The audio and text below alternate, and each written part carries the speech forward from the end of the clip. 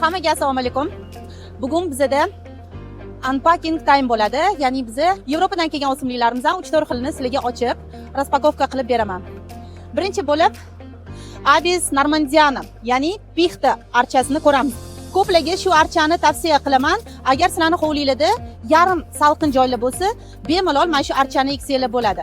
Mana shunaqa qilib Yevropadagi hamkorlarimizni zo'r upakovka qilib berishadi. Shuning uchun ham hech qaysi o'simligimizni yo'lda kelayotganda shikast olmaydi. Germaniyani o'rmonlarida o'sadigan archalar. Ligustrum tixanum. Bu ham yam-yashil butasimon o'simlik va eng afzalli tomonlari bu O'zbekiston iqlimiga bemalol moslashadi va yozga yaqin gullashi boshlaydi. Gullaganida lekin juda ham chiroyli, oppoq, sirenga o'xshab gullaydi. Hit продажамizda bor, bu Kiparis arizonica. Programmamizda ham qarasam, har doim Kiparis arizonica ko'p ketgan mahsulot hisoblanadi. Menimcha ko'pchilik Kiparis xususiyatlarini bilsa kerak, to'g'rimi? Buni maqtashimiz shart emas. Lekin hidi hoziroq prям taralyapti. Endi novinkani ko'rsatamiz. Juda ham chiroyli novinkalar bor.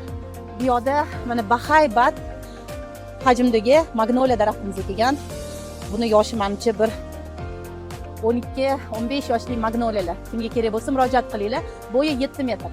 Va undan tashqari mana ikki yoq tomonimizda turgan Prunus navita. Bu lavra vishnya, вечный зеленый, ya'ni qishin yozin yam-yashil bo'ladigan o'simlikdan mana bunaqa to'qilgan formada juda chiroyli shakl qilib o'stirilgan o'simlik.